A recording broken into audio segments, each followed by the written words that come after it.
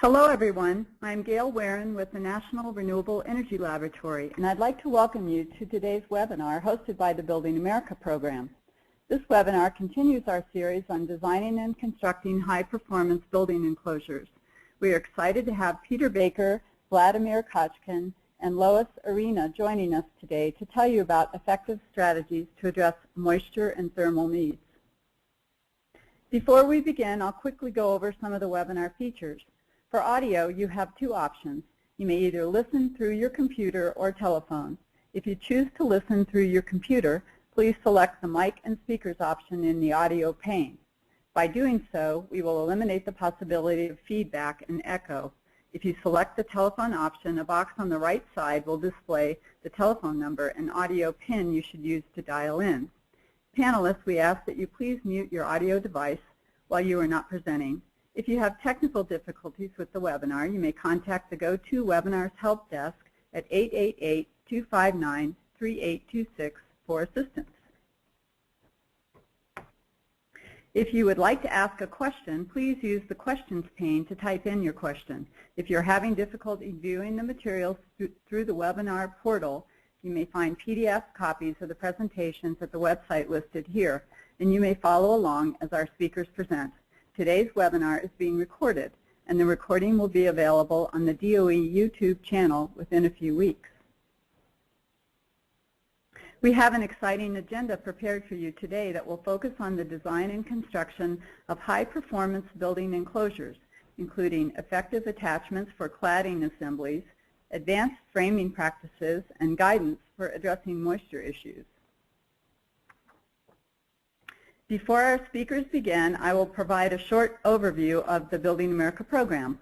Following the presentations, we will have a question and answer session, closing remarks, and a brief survey. The U.S. Department of Energy's Building America program has been a source of innovations in residential building energy performance, durability, quality, affordability, and comfort for nearly 20 years. This world-class research program partners with industry to bring cutting-edge innovations and resources to market. Building America is supported by 10 industry research teams and 4 national labs. Each of these teams and labs partner with dozens of industry professionals, including builders, remodelers, manufacturers, and utilities. The best and the brightest in the residential building industry can be found here. Building America uses applied research to deliver building science solutions using a 4-step framework. This innovative solutions are tested in homes to develop proven case studies of success the market can point to. Building America provides the tools the building industry needs to ensure the innovations are applied correctly, always keeping an eye on energy performance, durability, quality, and affordability. The final step, infrastructure development, is the conduit to getting innovations to the marketplace. Building America research focuses on how the components of new and existing homes work together through systems integration. As the market changes and evolves, so has the direction of our research in order to add value and drive changes in performance across the building industry. In addition to technical challenges we have been addressing for decades, there is now a need to understand market transformation issues such as valuation of energy efficiency to our portfolio. In the nearly 20 years of Building America research, we have spearheaded combining ultra-high efficiency with high performance in both new and existing homes, and we are consistently achieving this challenging task. For example, in 1995, a typical home used 3 times more energy per square foot compared to today, and indoor air quality, comfort, and durability problems were common. Today, a home built to DOE Zero Energy Ready Home specifications uses less than half the energy and is more comfortable, healthy, and durable. By 2030, Building America will demonstrate that new and existing homes can produce more energy than they use. Do you want to know more about these proven innovations born out of world-class research? The Building America Solutions Center is your one-stop source for expert information on hundreds of high-performance construction topics, including air sealing and insulation, HVAC components, windows, indoor air quality, and much more. You can find it by the URL on your screen or by searching on Building America Solutions Center. And now, on to today's presentation. Our webinar today will focus on strategies for designing and building high-performance enclosures, including effective attachments for cladding assemblies, advanced framing practices, and guidance for resolving moisture issues. If you would like more detailed information about any of these efforts, or if you're interested in collaborating, please feel free to contact any of our presenters. Our first speaker today is Peter Baker. Peter is a senior associate at Building Science Corporation, where he provides building forensic and design reviews and sets enclosure design standards for residential and commercial buildings. Peter will discuss the results of 3 years of laboratory and field exposure testing that examine the development of system deflection resistance capacity and long-term movement of assemblies in exposed outdoor environments. The results have been used to help validate and develop system attachment guidelines for various cladding assemblies. Next up is Vladimir Kochkin, who oversees engineering research programs at Home Innovation Research Labs on the energy, environmental, and structural performance of residential building construction. He also manages the company's ANSI process for the National Green Building Standard, HUD's Manufactured Home Standards, and Plumbing Technician Qualification Standards. Vladimir will discuss 3 new opportunities for advanced framing practices that have been engineered and tested by Home Innovation Research Labs. They include high heel truss attachment, rim header, and continuous drywall at interior partitions. Lois Arena is a senior engineer at Stephen Winter Associates with nearly 20 years of experience in advanced systems research, including on-site testing and diagnostics, design assistance, and energy modeling of new and existing homes. Today, Lois will present research results on the moisture performance of a double stud, high R wall, dense packed with cellulose insulation and located in Climate Zone 5. She will discuss how modeling results from WUFI compared to actual performance and provide recommendations for best practices. And with that, I would like to welcome Peter to start the presentation.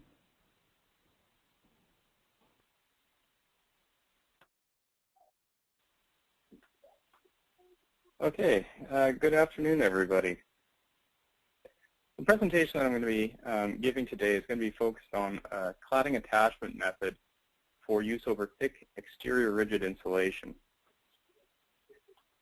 So as a background to this, what was the need? Well, what we found is that as we're pushing for higher or lower energy use buildings or better thermal performance, one of the best places that we could achieve this was by adding exterior rigid insulation to the outside of wall assemblies.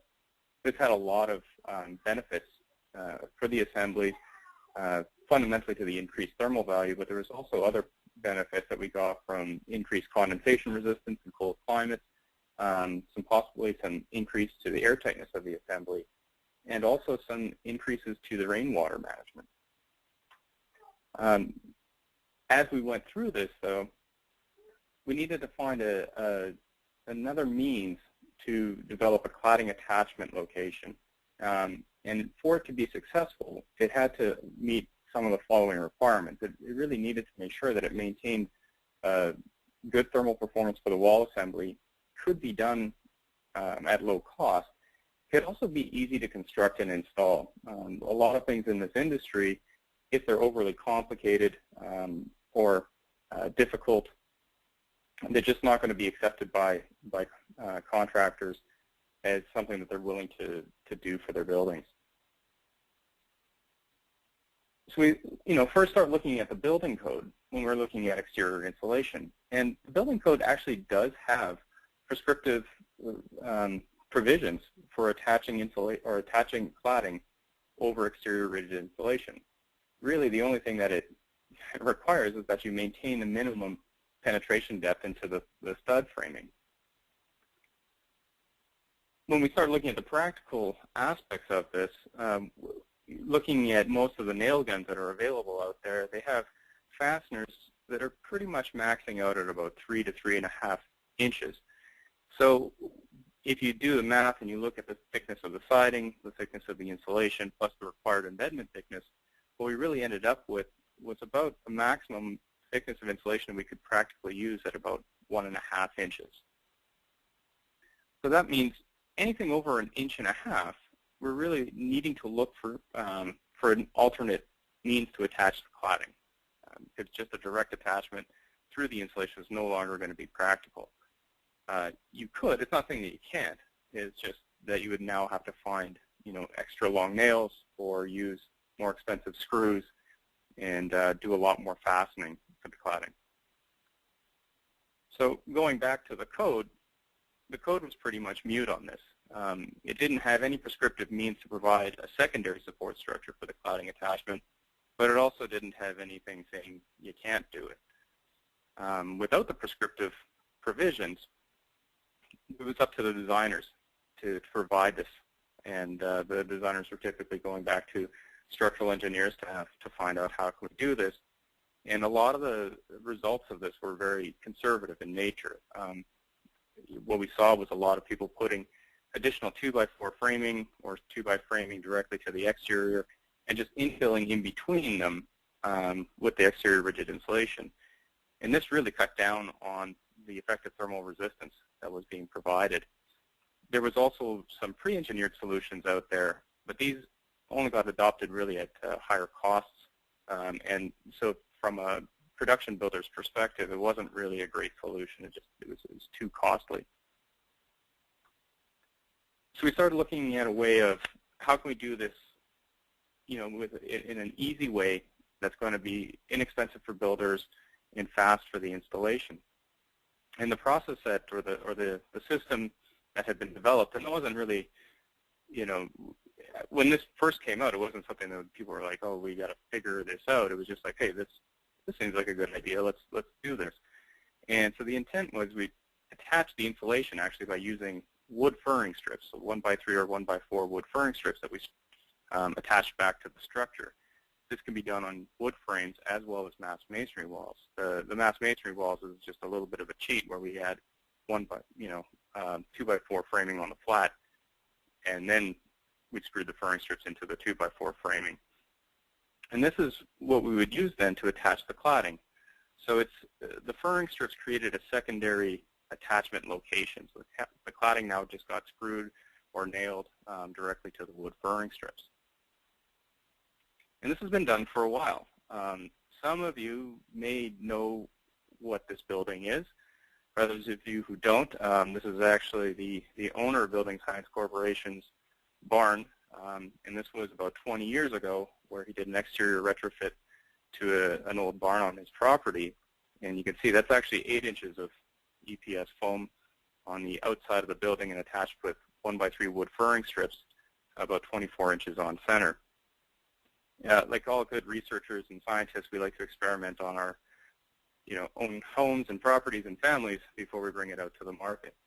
Now this building existed like this for about 20 years and eventually got reclad and redone, mostly because of some issues with ants, but there were some details that just bothered Joe and he just wanted to get it fixed. When we took it apart, we found that everything was actually in very great condition. The wood furring strips were non-treated. They were just regular furring strips. There had been no signs of cladding movement. There had been no signs of deterioration of the wood. Everything was in great order and pretty much looked exactly like it did when the building was first built. So we do have practical experience with this approach, but mostly with lightweight cladding systems. And the approach did demonstrate good long-term performance. But we still met up with a lot of resistance from industry.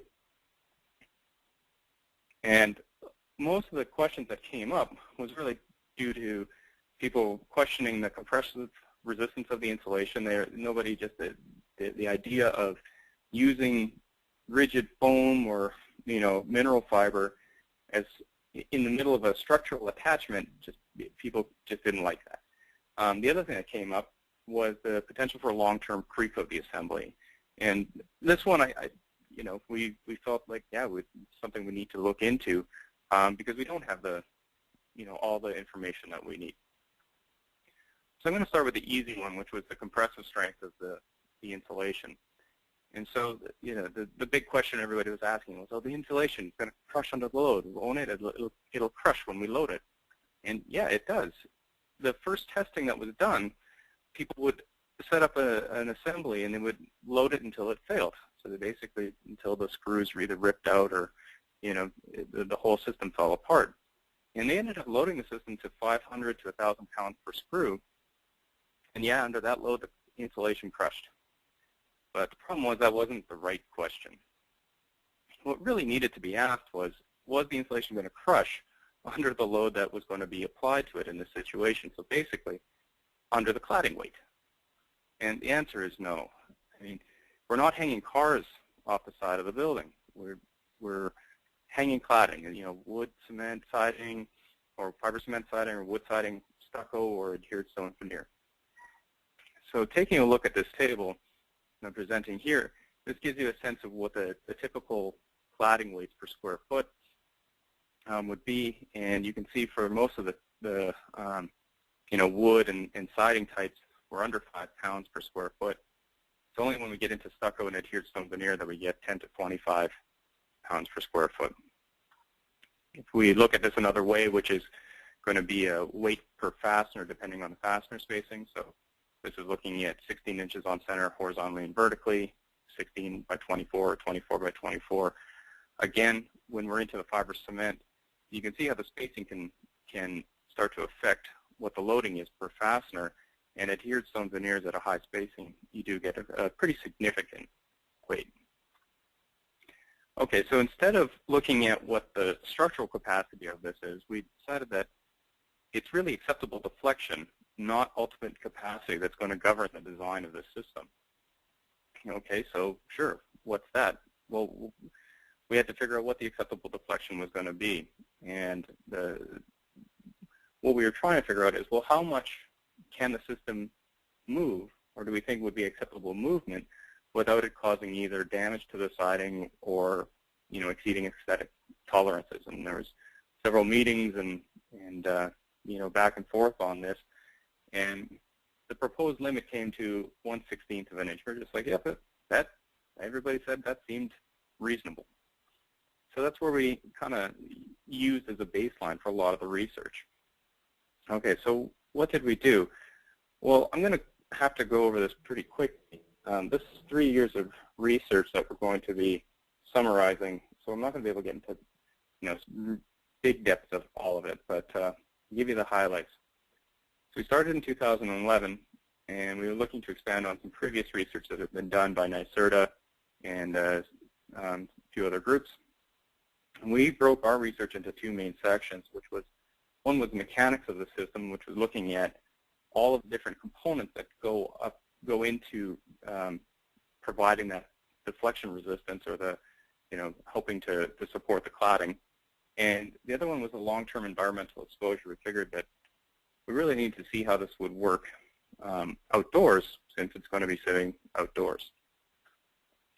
So doing the laboratory tests, we started off by doing short-term and long-term testing of full wall assemblies. This was done to help reduce the potential for variations in each fastener installation.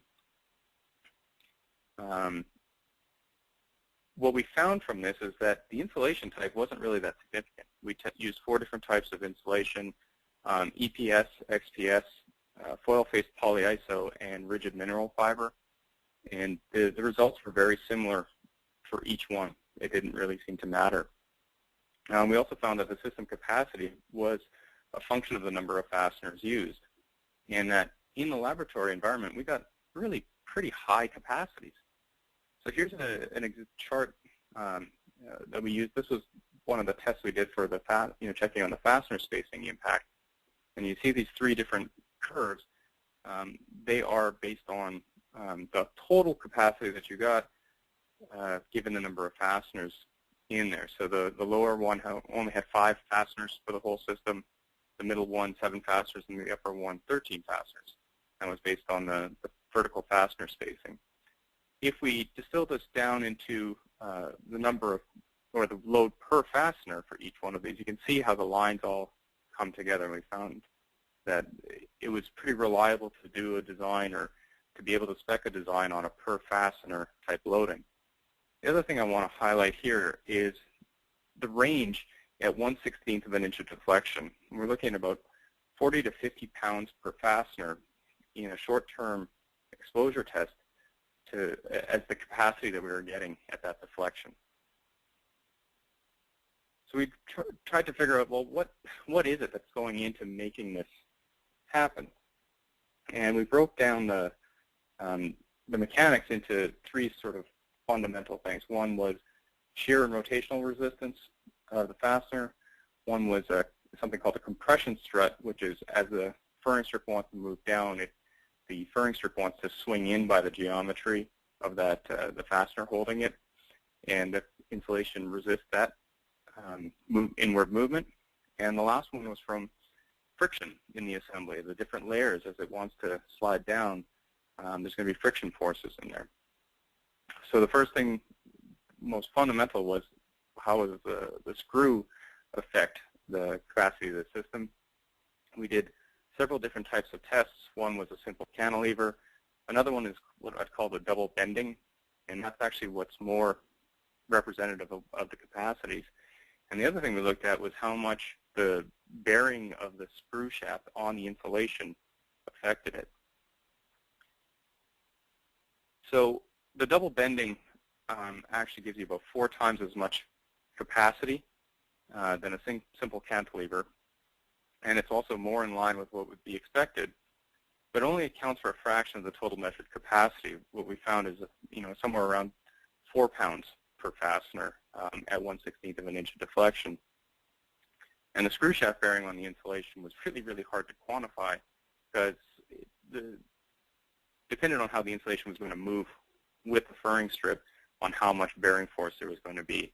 So it was highly variable, but we found upwards of almost 10 pounds of additional resistance could be accounted for just by the screw shaft bearing on that insulation. So here's a chart of a simple cantilever versus one same fastener in double bending. And you can see at 1/16 of an inch, a simple cantilever has about 1 pound, and the other one is almost about 4 pounds. Excuse me. And I want to just bring this back to, the earlier chart that I showed that showed 40 to 50 pounds per fastener on the load. So we've got an order of magnitude more total capacity than what we would be expecting from the screw fasteners. And this was the screw fastener that we used in those total system tests. So the next thing is looking at would be friction forces. And the friction is completely dependent on the normal force or the compression force in the assembly. And a lot of that comes from the initial clamping action when you drive the screw through the furring strip into the structure. What we found was that you get about 150 pounds of force by driving a number 10 wood screw flush with the face of the furring. We also did tests to find out what the coefficients of friction were in the system. We found them typically be around 0.25, which means 25% of the clamping force would go into a frictional resistance. However, we also found out the compression forces changed a lot. There was an initial drop, 20 to 30%, after we first installed it. We also found out that it was highly sensitive to environmental conditions. We actually did a lot of testing with climate chambers to try to quantify this, and we found that it could be a really big range depending on what the outside temperature was on how much the compression forces varied. But what was interesting as well is that the compression forces might relax, but it would also go up as the temperature changed. So the last one was a compression strut, and this was by far the hardest to measure and to quantify. It was really hard to isolate out friction from the system. It had to be tested with the screw fastener in place, so all of the effects of the screw fastener were captured into it. But when we knew it was there, and we just had to accept the fact that it had a a part to play. We just couldn't figure it out exactly or measure it very well. If you're looking at, again, back to the total system capacity, what we found was that, with the 4 pounds for the screw fastener and possibly, 20 pounds, 25 pounds for the friction, there's still a good chunk of the measured capacity that's not accounted for. And we figured that had to be due to the compression stress. There's also theorized that a lot of the capacity had to do with additional friction as the furring strip clamped a little bit harder onto the insulation. Okay, so what else did we do? We built these walls outside, and we loaded them 3 different loading levels and measured their movement over the course of a year. And we got a lot of interesting results on this. This is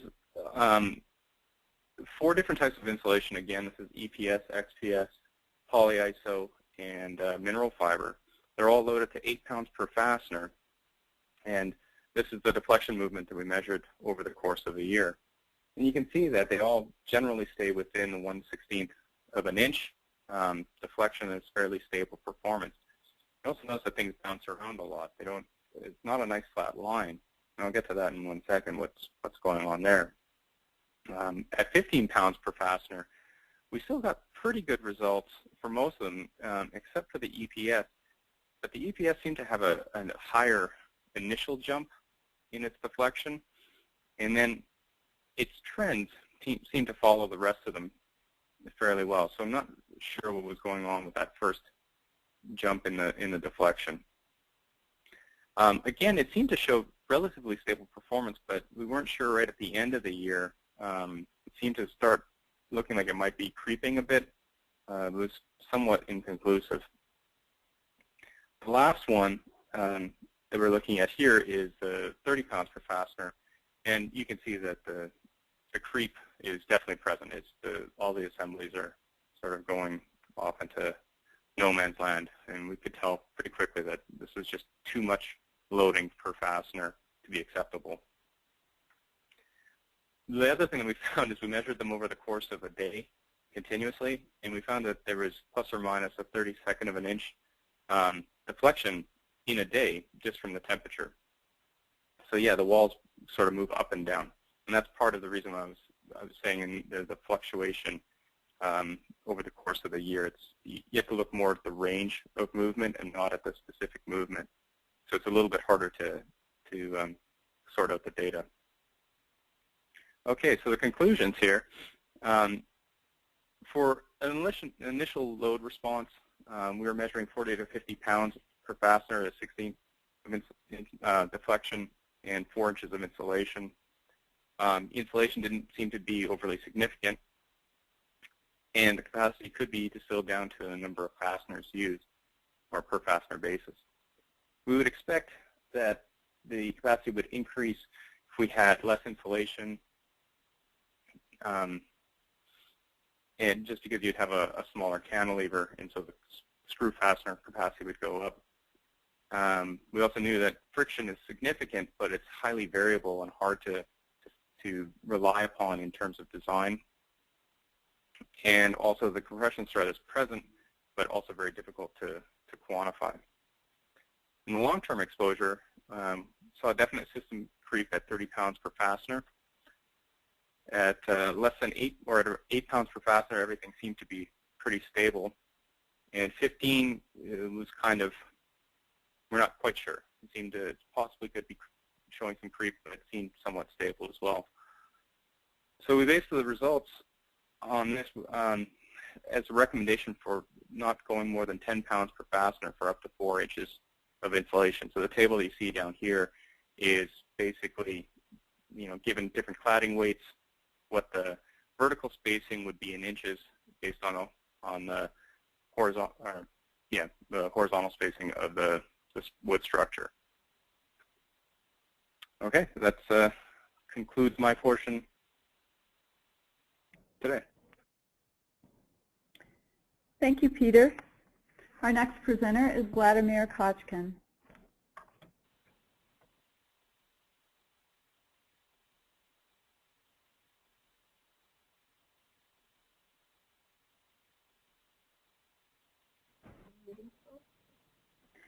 Vladimir, would you unmute yourself, please?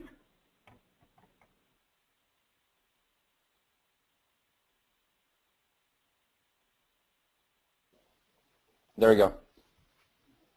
Thank you, Gail. So I will be talking about some new advanced framing techniques for high-performance homes and integrated system solutions and integrated system methods rather than approaches that we use to develop these new advanced framing approaches. And I'm sure many of you heard about advanced framing practices such as 24-inch center spacing, such as two-stud corners, right-size headers, single plates, inline framing. So what we're going to be talking about here is kind of the next generation of techniques that builders can use to further improve the performance of their homes. Vladimir, sorry to interrupt, but you need to click show your screen, or I'm happy to show your slides. We lost your slides, so if you can click show my screen, please. They were up for a minute. There you go. Thank you. You should be good to go now. All right.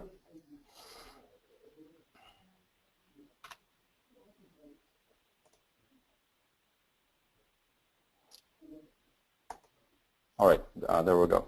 So let's first talk about, what do we mean by high-performance homes? And this is just my definition here. I'm sure there are other definitions out there. And those are homes that are efficient, comfortable, durable. And when we talk about durability, in particular as it applies to the framing techniques that I'll be discussing today, structural performance is definitely an important consideration. Some of the other considerations is obviously moisture performance and UV exposure and some other long-term type effects. And at the end of the day, the system has to be cost-effective. The high-performance homes have to be cost-effective as a systems. And if we achieve that, then we provide value, and as well as we provide quality to our customers. So, but when we talk about individual innovations, individual technologies, the same principles apply. So when we're developing an advanced framing technique, we want to have something that's efficient, as well as durable, and hits basically at least on one or two and three of these criteria: efficiency, comfort, and durability. And also we want to make sure that whatever we're improving, we're not adversely affecting something else, such as, for example, the structural performance. And that's something we've looked at very carefully when we're developing our approaches. So I already mentioned about, we use the systems approach to develop the solution. So what do I mean by that? It's important to understand that, when we're introducing a new material, or we're taking something out of a system, we need to look at that as a new system, and not simply adding the new to the old. And if we do that, then we can find efficiencies in that new system, and we can use it to our advantage to offset any cost increases.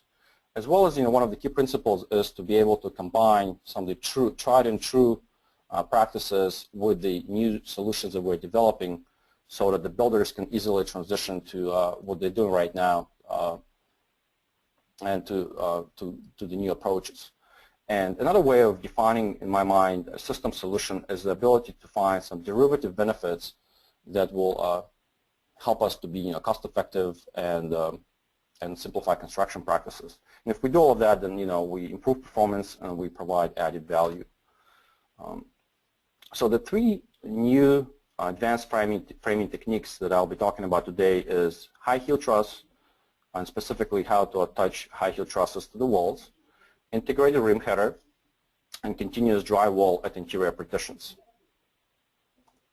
The performance goals that we were using as we were working on those three framing techniques wanted to improve the thermal performance of the building enclosure, and thermal both from the R value standpoint, from the insulation standpoint, as well as the air sealing standpoint.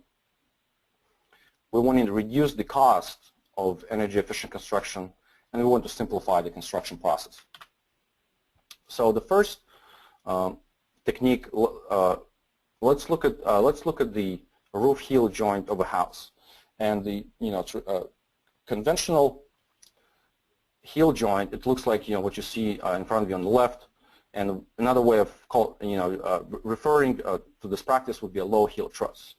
And some of the performance characteristics that are not the best necessarily about this type of a eave in a house is that you have limited ability to put insulation there because you just don't have the space. It creates a cold joint. It's difficult to air seal that. You still have to provide if it's a vented attic, you have to provide ventilation for the attic, and you have to deal with wind washing. So what can we do? How can we improve this? And one approach that already known, I think, very well is to use high heel trusses. And building code defines something as a high heel if it's at the heel if the height is more than 9.25 inches. And again, high heel trusses I think been around for a while. They've been accepted by some of the builders, and the benefits again are clear. You can pile on more insulation. You can improve the durability of the eave there because you don't have the thermal bridging that can create some durability problems.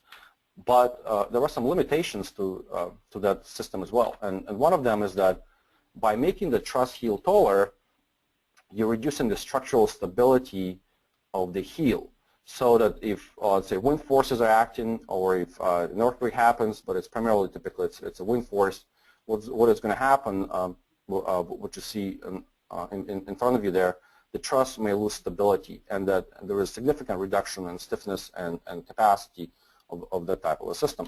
So what building codes, realizing that in the 2009 and 2012 codes, they introduced added blocking provisions. So now you would have to install a piece of blocking between trusses to kind of restore the stability that we've lost as we switched from a low heel truss to a high heel truss. And obviously, that type of a solution is labor intensive, is more expensive, and overall it diminishes the value, to the builder and the consumer of switching to a high heel truss and going in that direction. So, we decided that, let's look into this. I'm sure, we were sure there are better ways to construct that eave joint so that we can eliminate some of the drawbacks that come with a high heel truss. And so, for us to make that happen, when we studied different approaches and we thought about how can we test the high heel, we realized the only way to do it, we had to build a full-size roof. So what we did in our lab at Home Innovation Research Labs in Maryland, we've built a 20-foot wide truss and 20-foot long truss with 8 feet wide in the other direction. And so this is what we were looking at as the heel joint, which you see there on the left, and then we were applying the load and the direction of the arrow there to simulate those forces that acting on the heel joint and rotating the heel joint. And those forces basically, again, simulating the wind or seismic type forces. And we've done a variety of testing on these types of roof systems, and every time we'd have to tear one down and build a new roof. And so we tested some low heel to benchmark, we tested high heel unblocked, we tested high heel blocked by code. And one of the simplified solutions that we've developed, rather than using blocking, what if we simply install a piece of OSB on the outside? It would be a very simple solution, that we've tested that as well. And that's what the chart here will show us. So if no blocking, you can see a drop in capacity. That's the first block. And then if you use the OSB strip, as I was just showing you, you definitely see an improvement in the structural performance of the high heel roof. And if you use blocking such as you would do by code, you can tell that blocking also improves, but simply using the OSB provides just as much capacity as blocking, 50% blocking would be in that roof. And we also compare it to actual forces that would be, a designer, for example, would have to use on a house that's 50 feet wide and 36 foot long. And we were able to understand that, using the solutions would be acceptable because there is enough capacity there to prevent any issues. But then we decided to take it one step further. And so if you look at this high heel, and I got my mouse moving now, what we did, we asked ourselves, what if we extend the OSB from the wall onto the high heel? And in that case, now you don't just have the forces acting in the direction perpendicular to the truss, you also have uplift forces that acting on the connection between the truss and the wall. And so for us to test that type of wall assembly and roof assembly, now we had to test it differently. So we had to build a full roof, we had to attach it to the walls, but we had to apply load in a different way where we were applying both uplift pressure trying to rip the roof off of the walls, and then we had to apply lateral load as we were previously doing, trying to rotate the roof as well. Because now that we have one panel extending from the walls onto the roof, it's experiencing all of those forces, and we have to capture all of them. And and the way we refer to this testing is combined uplift and shear testing. Well, the previous testing that we were doing was strictly shear testing. So configurations and different ratios of uplift and shear capacities, and we developed what we call an interaction curve that you can apply to different house configurations. Because in any particular house, you're going to have different ratios of your uplift forces and shear forces. There is no way to test all of them, but we developed a relationship that somebody can use based on just very limited number of testing we did, but that would apply to all of the types of home configurations out there. And there has been an IRC code change submitted for the 2015 code now that allows the use of extended OSB as a means of connecting high heel trusses, as well as there are prescriptive solutions and product reports available through APA, the Engineered Wood Association, for specific product manufacturers for this type of a solution. And so just to summarize, if we use an extended wall sheeting to attach high heel trusses to walls, it's a simplified, in my mind, and optimized solution that cuts across multiple performance attributes. We provide the bracing for the high heel, so it's a stable attachment now. It's not going to rotate. It can also eliminate the need for a hurricane clip, because now again we have this continuous panel that's connecting the wall to the truss. So for for low hazard areas, there's a potential to eliminate some of the hurricane clips. It may not necessarily work for high hazard areas such as in Florida, but in the middle of the country, you may not even need any hurricane clips. And again, that's one of the attributes that I was talking about earlier, where looking at this as a system, we can take some of the cost out of it to reduce the cost of compliance with the energy efficiency and high performance technologies. Now, we don't need the blocking because we have the OSB. There is no thermal bridging because with the high heel truss, we have space to put insulation. There is no wind washing because the OSB now blocks the air from going into the insulation. It's easier to air seal this connection as well. And the ventilation into the attic is also provided. Now I'm going to switch gears. I'm going to talk about the second framing practice. It's the integrated rim header. And the idea here was to, again, we asked ourselves, how can we further reduce the framing factor and improve the insulation performance of primarily of 2x6 walls. And one of the areas that we've identified that has opportunity for improvement were the headers above openings. Again, typically, where headers are provided, it's the thermal performance is not as great as the rest of the wall. There's a lot of framing there. But if you look at the rim area, we already have a lot of lumber that can be used to transfer the forces around the opening. And that's how we came up with the idea of a rim header. And basically what it does, again, we're using the lumber that's already available in the floor, within the floor system, and then we're using that lumber to carry the forces around the window. To make this work, you typically need to have a double rim member at the opening. For some of the smaller opening sizes, you can actually get away with a single rim. But for medium or larger size openings, you would have to have a double member. And you also have to install joist hangers, but only at the floor joists that fall right over and above an opening. So what you see here is this 3 joists that landing right over the opening. Joist hangers are provided versus a regular I-joist. You don't need joist hangers. And another benefit is that now you don't need jack studs because you don't have a header right above the opening. You can rely on your king studs to transfer the vertical loads, and those studs are already there. So there is a potential to minimize the number of studs that you have to use at openings. And I do want to say that this entire solution for integrated rim headers, while you can also use it for 2x4 construction, you lose some of the benefits that you gain with 2x6, because with 2x6 studs, because they do have high capacities, you can actually take advantage of that. Versus with 2x4, you're still going to have probably quite a few studs that you will have to use, and a potential some bearing issues that that happen there as well. So to make sure that this works, we actually tested rim headers in the lab, and one of the questions we had, will the windows be able to open and close while we have, if you're using the rim header?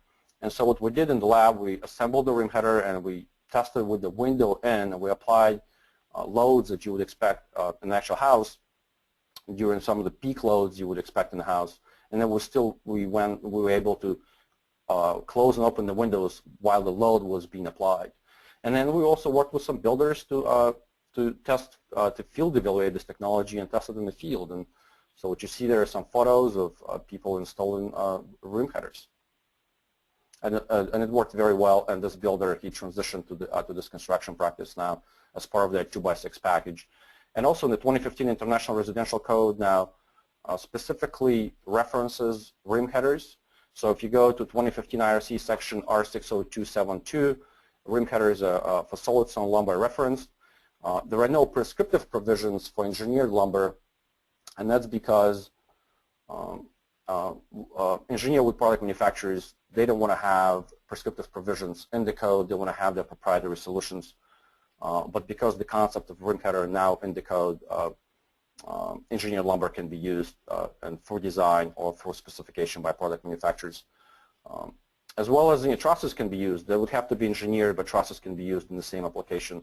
One of the key elements there is that you would have to use only top mount hangers for trusses, because obviously you don't have the meat of the member there to use face mount hangers. And the last framing practice that I want to talk about is the continuous drywall, and where partitions or interior walls intersect with the exterior walls. Typically, what happens that it creates interruption in the thermal and air barrier, where the insulation quality is not as good. It's hard to insulate. There are air paths for the leakage to occur. And the traditional practice is just to have a stud right there. Some of the advanced practices that have been recommended in the past provide for ladder blocking, which is an improvement, but it's it's not easy to air seal and insulate there either. So the solution we developed is a continuous drywall, where basically a drywall is installed in a manner similar to as the partition would not even be there. And so the only catch here is that if you're using this approach, you need to provide a gap between the framing for the drywall to be able to slide in during construction. And then at the top here, you need to provide a metal strap to connect the top plates, and that's a building code requirement where perpendicular walls should be tied together.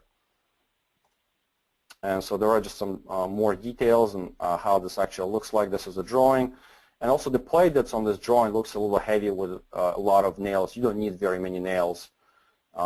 These brackets, they're available for sale from hardware manufacturers, and they would specify how many nails you need, and it would be somewhere between 3 and 6.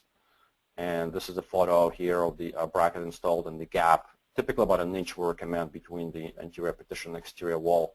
And there are just some more photos, again here showing before the drywall is installed at the top, at the bottom, and the photo on the right-hand side showing the drywall is already installed. There is still a little bit of a gap left, and that's okay. That's not a problem. But again, you want to have typically 1 inch available between the framing, so you can slide the drywall in without a problem.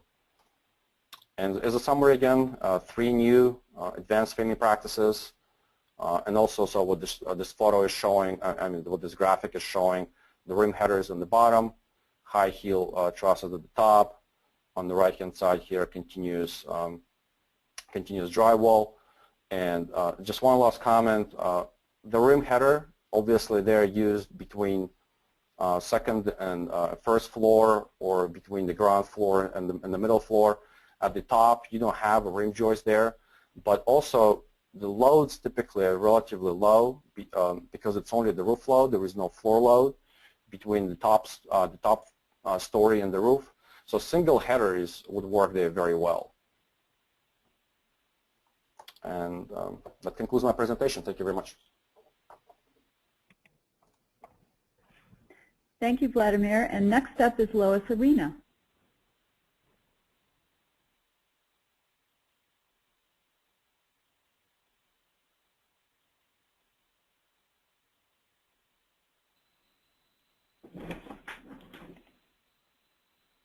Okay, hopefully everybody can see my screen. So I'm going to talk about monitoring the moisture performance of high R-value walls in Climate Zone 5, in particular double stud cellulose walls. It must work any minute. There we go. So first we're going to talk about the reasons for the research. Then I'm going to give you a basic overview of what we actually did, what the results showed, and any recommendations based on the results of both the field monitoring and the modeling work that we did, and then just a brief discussion of ongoing work that we're conducting right now. So basically, I mean, I think you guys are getting a picture of this. We're getting into higher R-value walls for a number of reasons. There's been a lot of increase in drastic retrofits, gut rehabs, and that sort of thing. There's a lot of programs that are pushing high performance envelopes, like Passive House and net zero energy programs, really all across the country. We're also seeing a really big increase in the use of hybrid insulation strategies, where you're using a combination of more expensive foams to create a nice vapor barrier,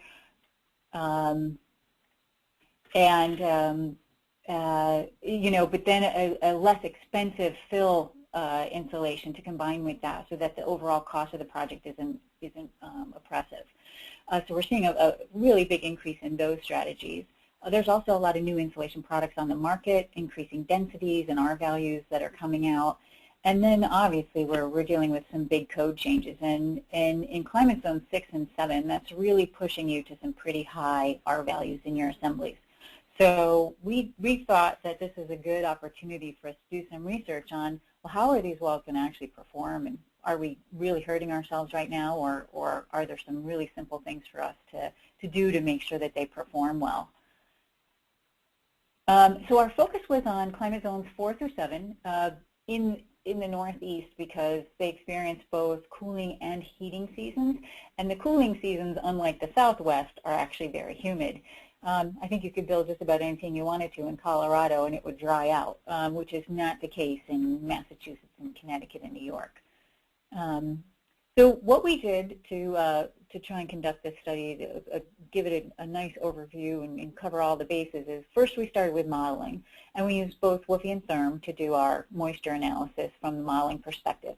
Then we had a builder partner who allowed us to monitor their homes, and we went in before installation and we did short-term measurements of the moisture content of the components before, as I said, before the installation was installed. This way we could make sure we knew what our baseline was.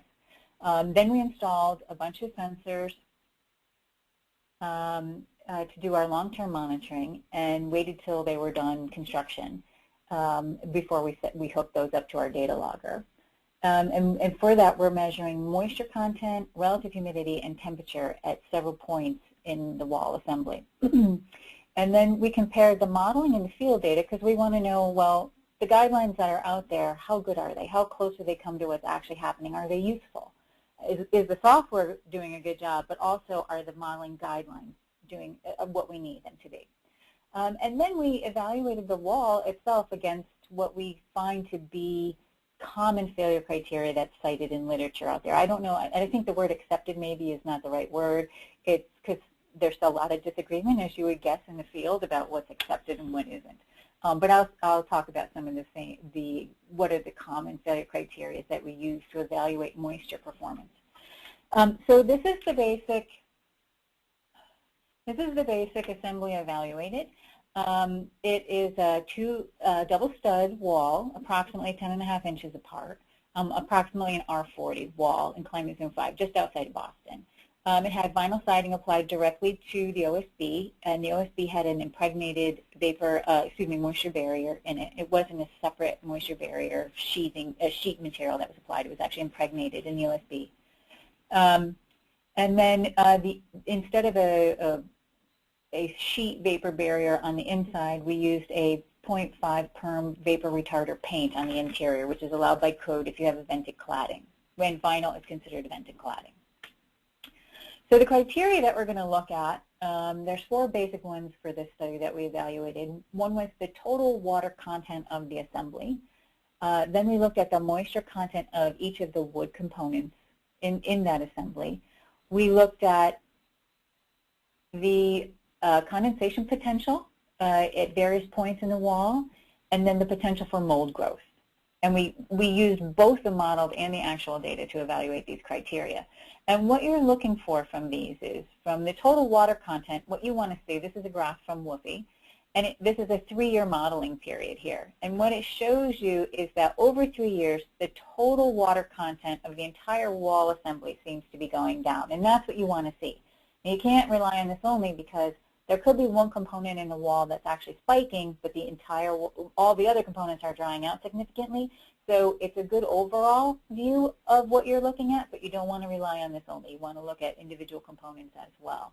And that's where this moisture content analysis comes from. Basically, we're hoping, our goal is that the moisture content in any of the wood components stays below 20%. That's the threshold for mold growth.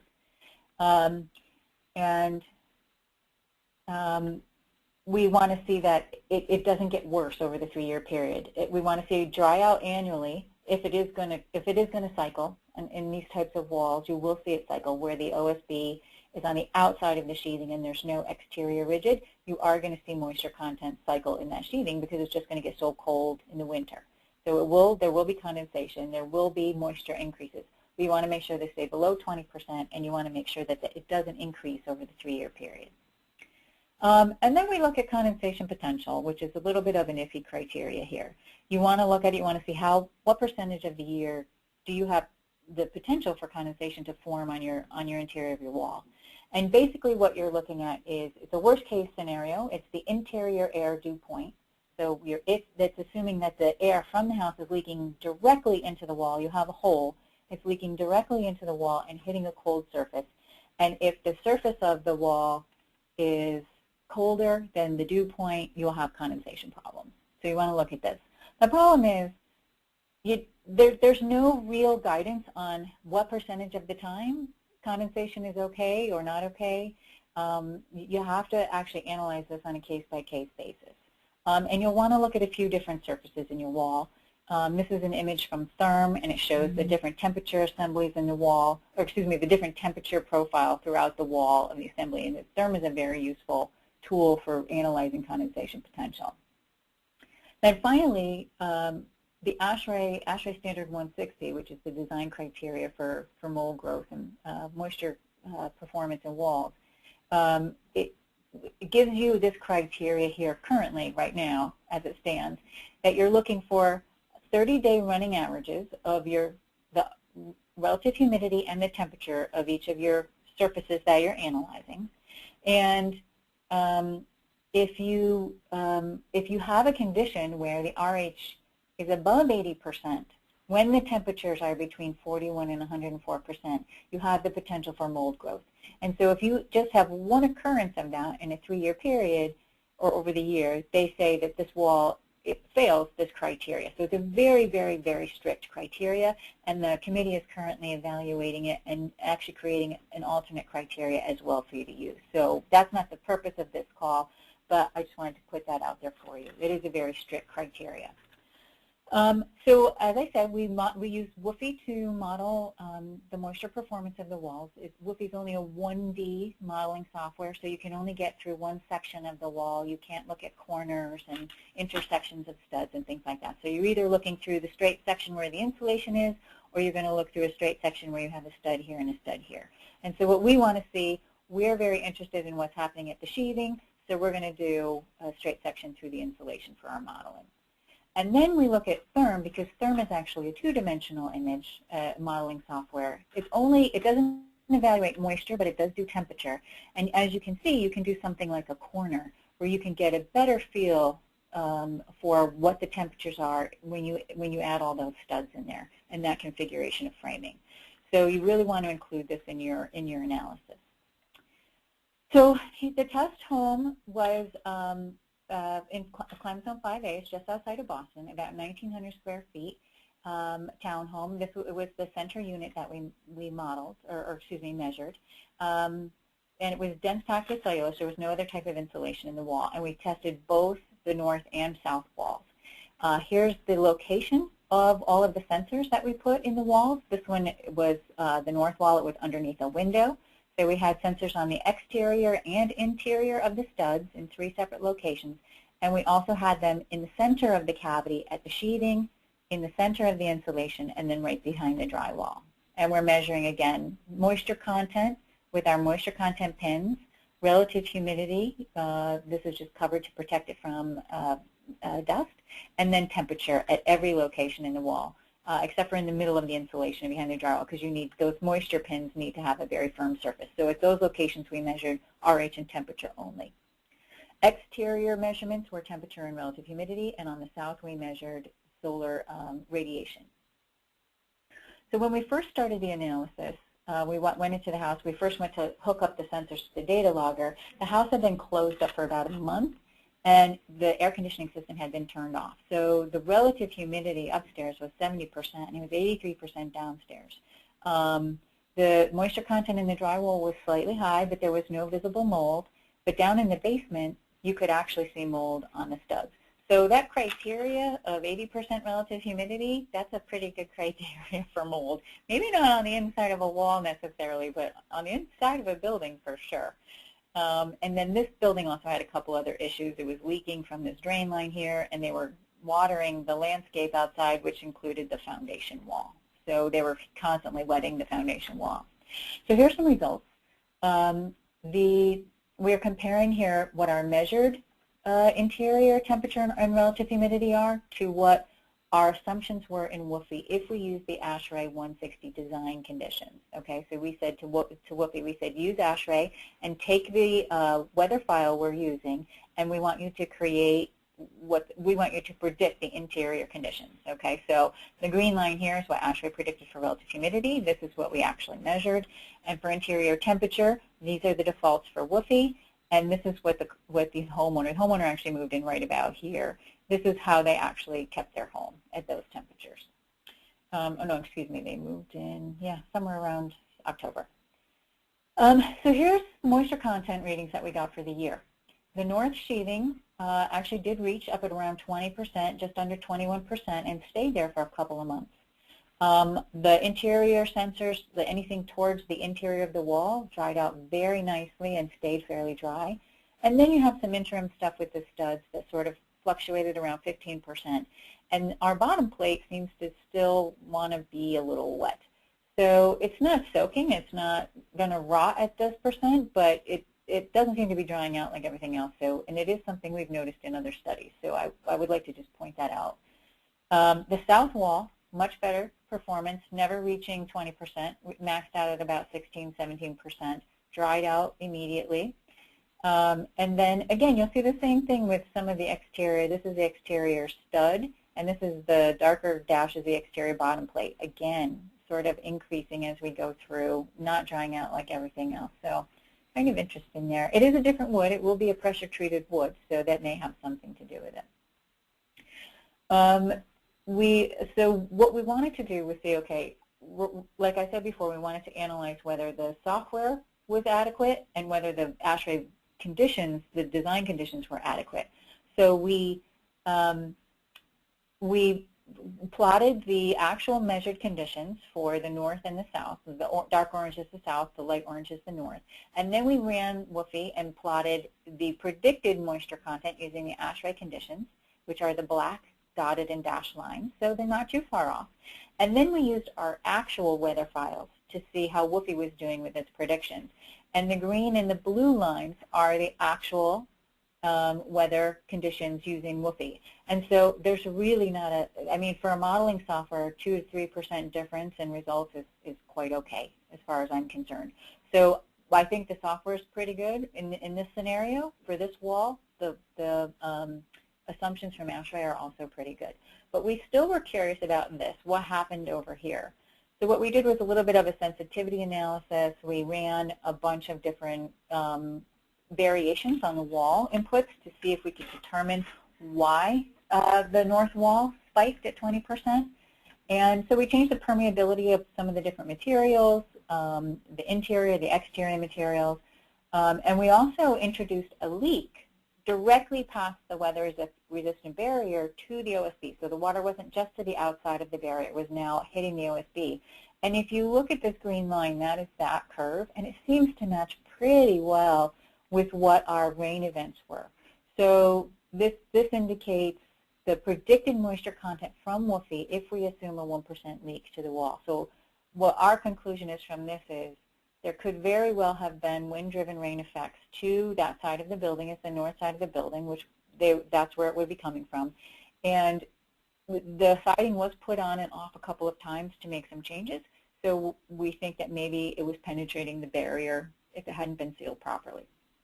So this is what this looks like to us. It did not have the same effect on the south. This is the 1% rain leak to the OSB, and that does not seem to match the actual curve. So we don't believe that there's any sort of a rain issue on the south wall.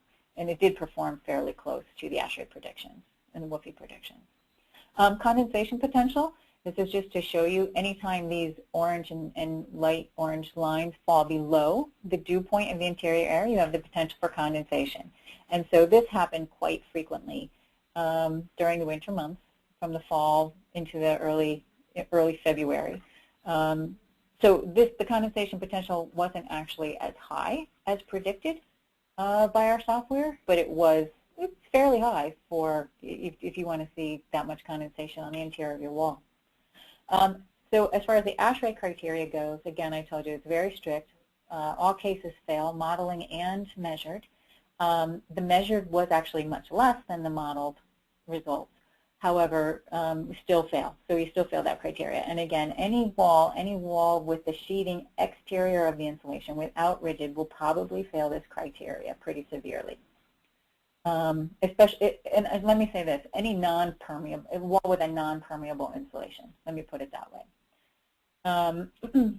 No, any wall with a permeable insulation. If you're using a rigid blown-in, or excuse me, a closed-cell foam or something that's not permeable on the interior of your cavity, you may have different results here. But this is permeable insulation, cellulose, fiberglass, that type of insulation in your building cavity. If you have this in the cavity and no exterior rigid, you're probably going to fail this criteria. So long-term predictions show that these walls should behave well. They they don't increase to over 20%, and they decrease every year. The peaks decrease every year. So our conclusions for this are, the assemblies, both the north and south wall, appear to be drying out to a very dry level every year. The measured data shows very reasonable agreement with predicted moisture content levels using the ASHRAE 160 design criteria. The peak moisture content levels were slightly higher than predicted in the north wall, and then they reached approximately 21%. And again, our threshold for moisture and content in the wood for mold growth is 20, so we want to stay under that 20. Condensation potential is lower than predicted, but it's still high. And both walls fail the 160, both north and south, the 30-day criteria for mold growth. And then the parametric study that I conducted shows that the north wall is probably experiencing some moisture intrusion from driving rain. Interestingly enough, even though code doesn't necessarily like it, a more vapor open interior surface with these higher walls actually predicts lower peak moisture content levels because the wall can now dry to the interior better. So it goes against the grain of a lot of these codes where you're supposed to have this vapor barrier on the interior of the wall. The wall assembly is predicted to form well on the south. The north says it's sort of fair to good. All right, we're drying out, but we're still hitting that threshold that we don't want to hit. So my recommendations from this research are, if you have unusual materials or conditions, definitely use WUFI and therm to evaluate your projects on a case-by-case basis. Don't just assume, well, it's still a 2x4, double stud wall with cellulose. Even though we have different siding or a different material on the outside, it should be okay. Don't assume that. Run your numbers. Always, always, always do whatever you can to air seal the wall assembly and higher wall assembly. Do everything you can to prevent interior moisture from getting into the walls. You want those very airtight. On these types of walls without exterior rigid insulation, a vented cladding, a rain screen system with a gap behind it is highly recommended and really results in a much better performing wall assembly. And then never use just one of these failure criteria for assessing your wall. You want to look at them individually, but overall, how is your wall performing as a consultant? What would you recommend for this wall? And so our future work right now, we're monitoring 2 double stud walls in climate zone 6, so colder climate, slightly higher insulation levels. One is just cellulose dense pack the entire depth, and the other, the outer bay, is 3.5 inches of closed cell foam, and then the remainder of the cavity is dense pack cellulose. So we're currently monitoring those. We've been monitoring those since last December. They are vented claddings. The results are showing very good performance of these walls, lower even than the wall assembly in climate zone 5. So that's all I have. So there's time for questions.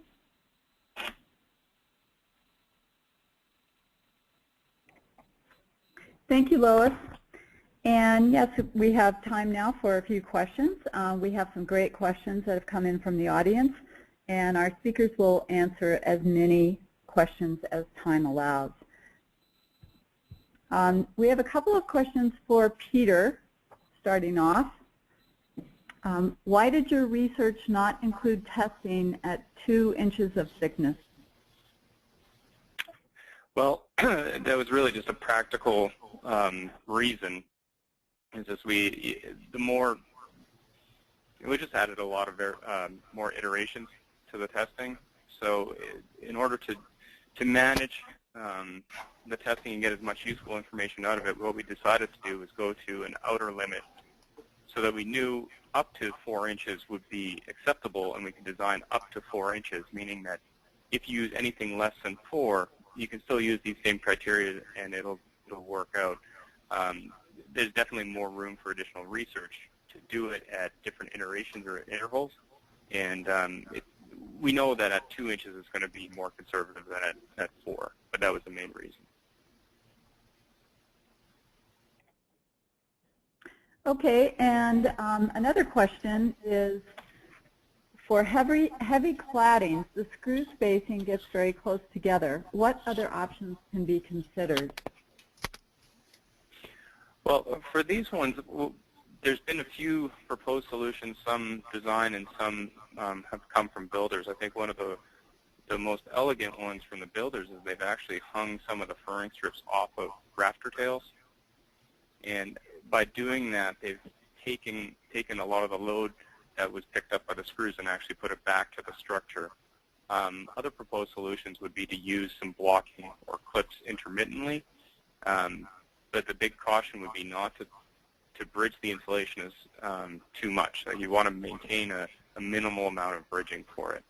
But I think if you provide a few locations for additional rigid attachment, you could significantly increase the capacity. Okay, and then we have another one.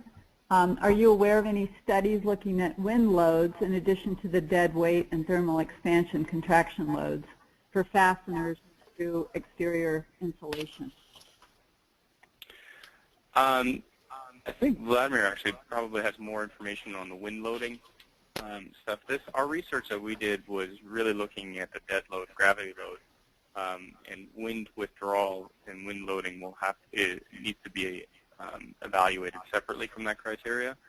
So when you're doing the design and you're looking at the spacings, the spacings are, you pick the more conservative approach for the two different types of mechanisms. I do believe there has been, definitely for hurricane type things, there's been a lot of cladding research and withdrawal research, but I'd have to defer to other people for that. I can chime in a little bit, and if there is rigid structural panels, like wood structural panels installed behind the foam, or some other structural material is behind the foam, that's not an issue. If there is foam as the primary material that's resisting the wind loads, there are some considerations, but at those types of thicknesses that Peter is talking about, that probably, a lot of the system would work as well if you have bracing for the walls provided in other, some other form. From the fastener standpoint, the wind performance is primarily driven by the penetration of the fastener into the structural member. So as Peter was earlier saying, that 1.5 inches is the minimum requirement for penetration. As long as you're maintaining that, then you will continue to maintain your wind resistance for out of plane pressure for those fasteners.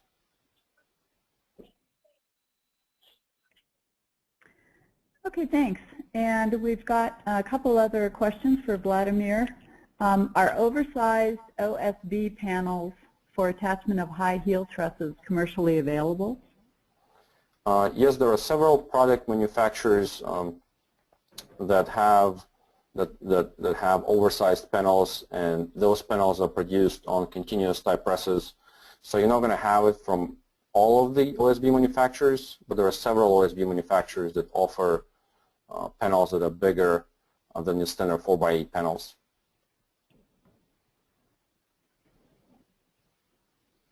Okay, and then here's another one for Vladimir. What metal plates and number of nails should be used at top plates for the continuous drywall approach? Right, so I mentioned that in the presentation that it's somewhere probably between 3 and 6, and so what I would recommend when you're purchasing the plate, when you're purchasing the hardware from companies like Simpson Strong-Tie and there are other hardware manufacturers out there that's selling, they would have in their specification the exact number of fasteners that are the right number of fasteners for that particular application.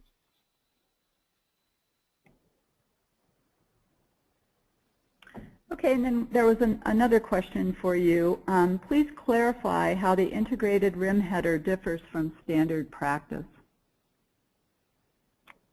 So the standard practice is to have your header right above the opening in the space between the opening and the floor.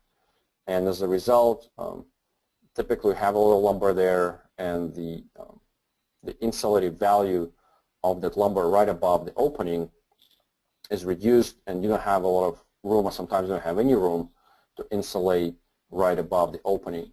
The integrated rim header is relying on the lumber that's already available in the floor, that's your rim joist, and you're relying on the rim joist, and you need to double it up maybe for the rim header, but you're relying on the rim joist to carry the load over the window so that you can take out any of the framing material that's right above the header there and put insulation in that space.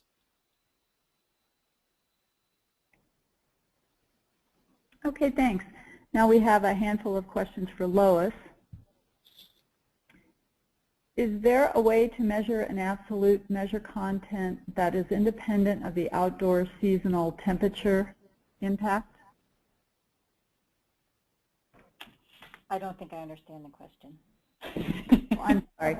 I'm going to rephrase that. Is there a way to measure an absolute moisture content that is independent of the outdoor seasonal temperature impact? If at the beginning of our test, the moisture content is just a one-time measurement, and you're just basically measuring a dry material from the factory. So that's independent. But overall, it's going to be dependent on your surroundings. It's going to be dependent on the weather conditions and the interior conditions and how the wall is performing under that. So if you're asking how can I do it without all this monitoring equipment, that's a different question. Usually that requires opening a section of the wall and using probes. Or you can put some remote sensors in there, and Vladimir's used some remote sensors as well. So he could speak to that. But please let me know if I answered your question or not. And then we have another one. When analyzing condensation potential in therm, what outdoor temperature should you use? So the standard practice that I've seen that we've used and that I've seen in most research, and I think they use to determine some of these levels for code, is that you use the average temperature of the 3 coldest months of the year. So for our study, it was December, January, and February, and we averaged those 3 coldest months, and that's the exterior temperature we use in therm. But also, what I like to do is look at it from the design temperature of wherever my project is located, so that I have that, I can see both of those. On a seasonal basis, the average temperature works nicely, but you also want to see what's going to happen at your design conditions so you can make some more educated decisions. Okay, and then we have a final question for you, Lois. Regarding moisture content in walls, was interior moisture found to be more likely to get in walls than exterior moisture, or vice versa? Well, in the Northeast, it's more likely to be, well, there's 2 things going on. There's a condensation on the outside of the wall from the exterior as the temperature falls overnight, so you're going to have condensation on the exterior of the sheeting. But the more damaging moisture is from the interior. So it depends on the construction type, it depends on the insulation and your level of detail. But the most damaging one is the moisture from the interior, unless it's a bulk. Let's just say, unless it's a bulk water leak, your house wasn't built right and you're getting rainwater inside, that's a very different story. That's kind of outside this. But if we're talking about just natural conditions, the more damaging one is interior air. Okay, thank you, everyone. Panelists, before we take our quick survey, do you have any additional or closing remarks you'd like to make?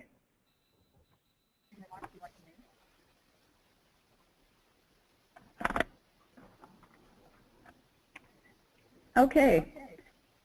Thank you again to the panelists. Now we'd like to ask our audience to answer 3 short questions about today's webinar. Your feedback will help us to know what we are doing well and where we can improve. The first question asks whether the webinar content was useful and informative. To answer, click on the radio button right in the Go To Webinar panel.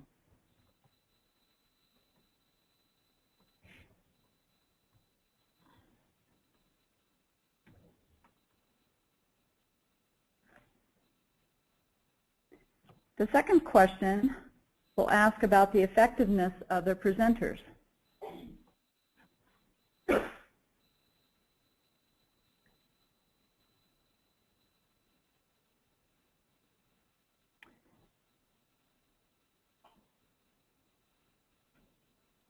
And the third question asks whether the webinar met your expectations.